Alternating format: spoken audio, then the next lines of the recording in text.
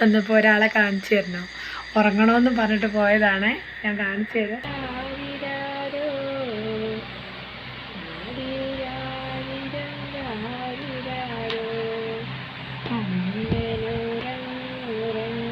Hi കൂട്ടുകാരെ, hi പറയൂടു.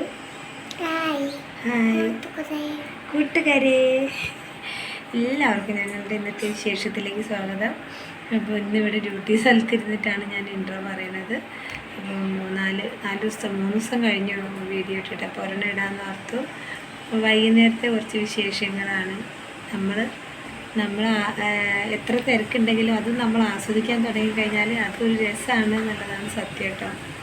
അപ്പോൾ അങ്ങനെ എല്ലാം ആസ്വദിച്ച് നമ്മളിങ്ങനെ എന്തൊക്കെയാണെങ്കിലും നമ്മളങ്ങോട്ട് ആസ്വദിക്കുക, അതിൽ സന്തോഷം നമ്മൾ കണ്ടെത്തുക.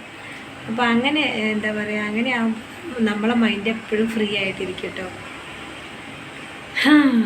അപ്പോൾ ഇന്നത്തെ കൊച്ചു വിശേഷത്തിലേക്ക് ഞങ്ങളുടെ എല്ലാ കൂട്ടുകാർക്കും സ്വാഗതം. പിന്നെ ഞങ്ങളെ സപ്പോർട്ട് ചെയ്യുന്ന ഒരുപാട് കൂട്ടുകാരുണ്ട്. എല്ലാവരോടും ഒരുപാട് താങ്ക്സ് ഉണ്ട്. നിങ്ങളുടെ സപ്പോർട്ടോടുകൂടി മാത്രമാണ് നമുക്കിങ്ങനെ പോകാൻ കഴിയുന്നത്. ഒരുപാട് കൂട്ടുകാർ സപ്പോർട്ട് ചെയ്യുന്നുണ്ട്. പിന്നെ നെഗറ്റീവ് കമൻ്റ് ഇടുന്നവരോട് തന്നെ നമ്മളെ കൂട്ടുകാർ തന്നെ റിപ്ലൈ കൊടുക്കുമ്പോൾ അത് കൊടുക്കുന്നത് കാണുമ്പോൾ നമ്മൾ ആവശ്യപ്പെടാതെ തന്നെ അവരത് കണ്ട് അവരതിന് മറുപടി കൊടുക്കുമ്പോൾ നമുക്കുണ്ടാകുന്നൊരു സന്തോഷമുണ്ടല്ലോ. അപ്പോൾ നമ്മളെയും ചേർത്ത് നിർത്തുന്ന കുറേ ആളുകളുണ്ടെന്നുള്ളത് നമുക്ക് മനസ്സിലാവുന്നുണ്ട് കേട്ടോ. അപ്പോൾ എല്ലാവരോടും ഒരിക്കൽ കൂടി നന്ദി പറയാണ്. കമൻറ്റ് തരുന്നവർക്കും ലൈക്ക് തരുന്നവർക്കും എല്ലാവർക്കും ഒരിക്കൽ കൂടി നന്ദി പറയാണ്. വീഡിയോ ആരെങ്കിലും സബ്സ്ക്രൈബ് ചെയ്യാതെ കാണുന്ന കൂട്ടുകാരുണ്ടെങ്കിൽ ഒന്ന് സബ്സ്ക്രൈബ് ചെയ്തിട്ട് വീഡിയോ കാണാൻ പറയാണ്. മാക്സിമം എല്ലാവരും സപ്പോർട്ട് ചെയ്യുക, എല്ലാവരെയും സപ്പോർട്ട് ചെയ്യുക. ഓക്കെ, അപ്പോൾ ഇന്നത്തെ വിശേഷത്തിലേക്ക് എല്ലാവരോടും ഒരിക്കൽ കൂടി സ്വാഗതം. അപ്പോൾ ഇന്നത്തെ വലിയ വിശേഷം തുടങ്ങുന്നത് വൈകുന്നേരമാണ് കേട്ടോ. ഇതാ വീട്ടിൽ വന്ന് കയറിയേ ഉള്ളൂ കേട്ടോ.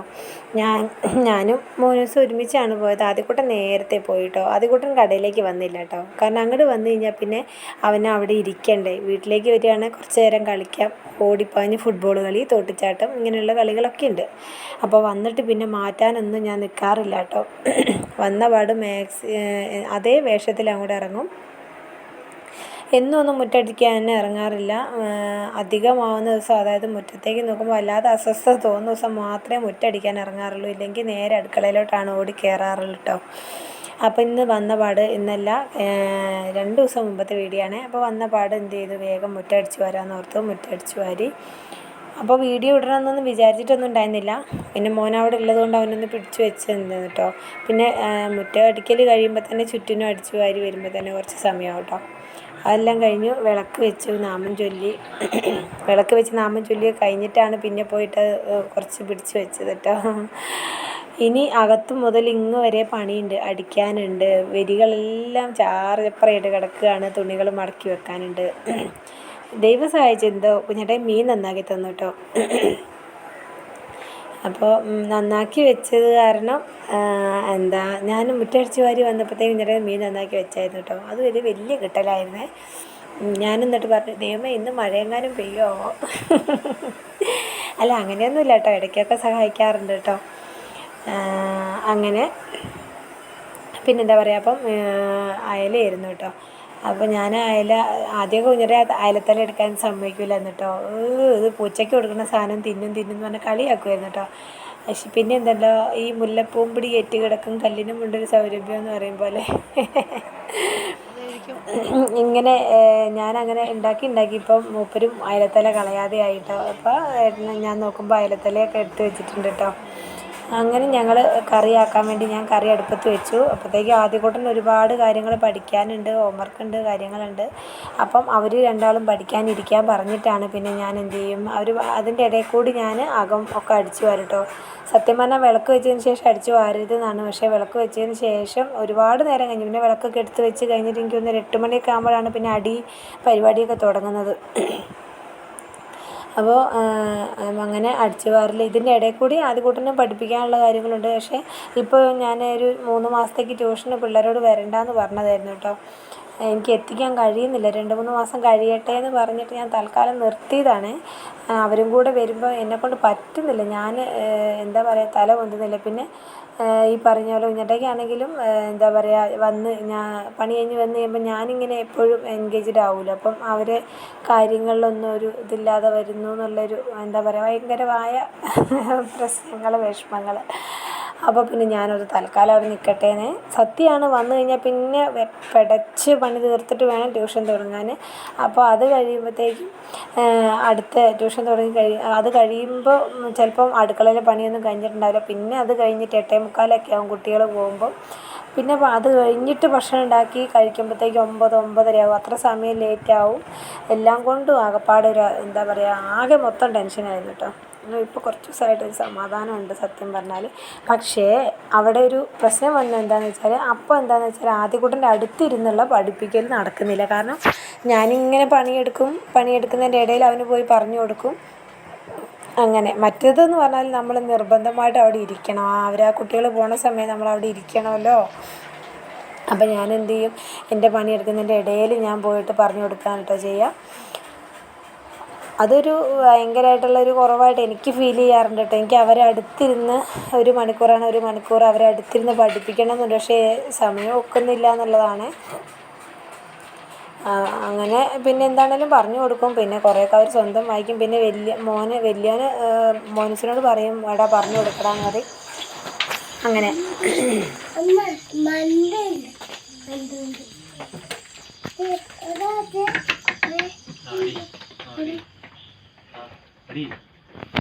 തോണ്ടല്ല അടിക്ക്, അടി അടി അടി അടി അടി. എന്റെ കാലിലല്ല, കട്ടിലടി പോയി. തലയിലേക്ക് വീഴാതിരിക്കാൻ ഹെൽമെറ്റ് വെച്ചേക്ക് നോക്ക്. ബഹിരാകാശം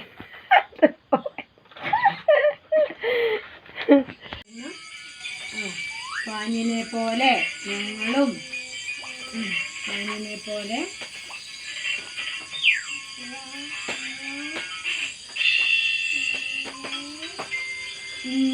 നല്ല അന്യാന്നാണ്. കുരിപ്പുണ്ടാവോ വാങ്ങിയെന്നുള്ളത് അടിയിലേക്ക് വന്നിട്ടുണ്ടാവുള്ളൂ. ഇതൊക്കെ കഴിഞ്ഞ ദിവസം എൻ്റെ ഫ്രണ്ട് അധ്യാപക സുഹൃത്തൊക്കെയായ നീതു ടീച്ചറിനോട് വാങ്ങിക്കൊണ്ട് വന്നാണ് കേട്ടോ ഈ ബുക്ക്. ഏറ്റവും പ്രിയപ്പെട്ട എന്നോട് എന്നുള്ള ബുക്ക്. വായിക്കണമെന്ന് ഓർത്ത് കൊണ്ടുവന്നതാണ്. പക്ഷെ ഇതുവരെ വായിച്ച് തീർക്കാനുള്ളൊരു സമയം കിട്ടിയില്ല കേട്ടോ. കുറേശ്ശെ വായിച്ചാലൊരു എന്താ പറയുക, അതിൻ്റെ ഒരു ഇത് കിട്ടില്ല.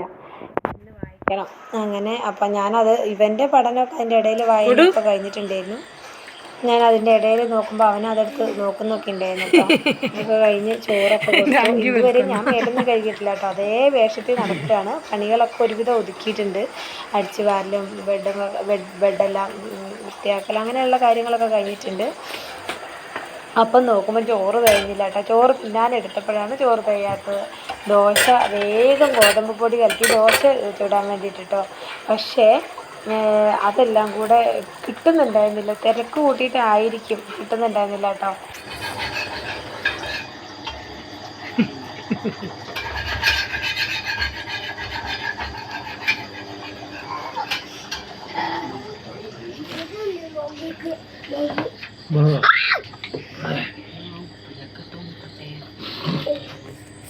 ദോശ എടുക്കാൻ കിട്ടുന്നില്ല.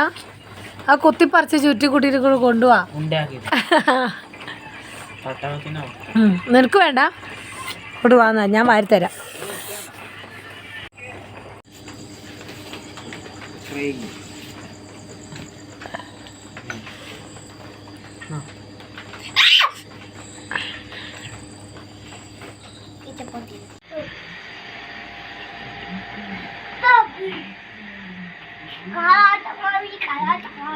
കിടന്നുറങ്ങുകൂടൂ.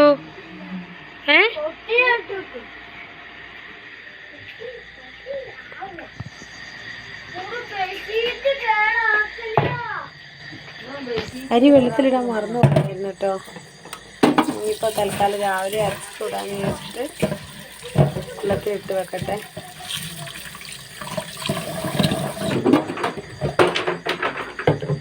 സമയം കണ്ടോ, 10:30 ആയി.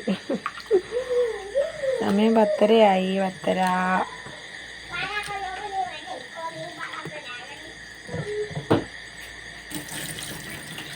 കൊടു കൊടു കിടന്ന് ഉറങ്ങിക്കേ.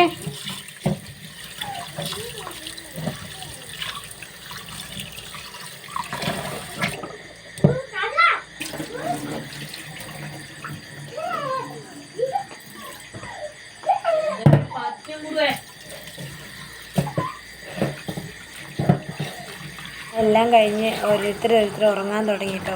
ഞാൻ അങ്ങോട്ട് വരാം. ഉറങ്ങാൻ പറയുന്നുണ്ട്, പക്ഷെ അവന് ഉറങ്ങുന്നില്ല, അവൻ കളിയാണേ.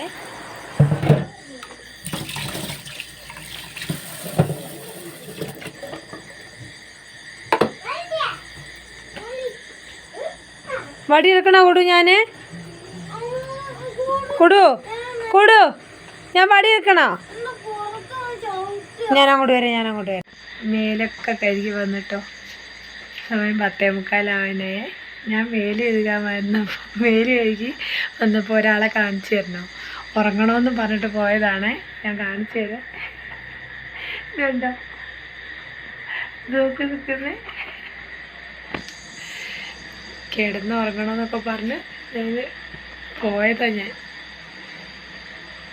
എന്നിട്ട് ഞാൻ മേല് കഴുകി വന്നപ്പോൾ അമ്മേ വാന്ന്. ഇനി ഈ ചെങ്ങായി എപ്പോൾ ഉറങ്ങിയിട്ട് ഞാനിനി 2 അക്ഷരം നോക്കും. ഇതൊക്കെ ആവശ്യം വരും. ഇതൊക്കെ അവിടെ നോട്ട് കേട്ടോ. എങ്ങനെയെങ്കിലും ഒന്ന് ഉറക്കട്ടെ കേട്ടോ. ഗുഡ് നൈറ്റ് പറഞ്ഞേ കൊടു. ഗുഡ് നൈറ്റ് പറ. അയ്യോ ഇതുണ്ടോ ഇവിടെ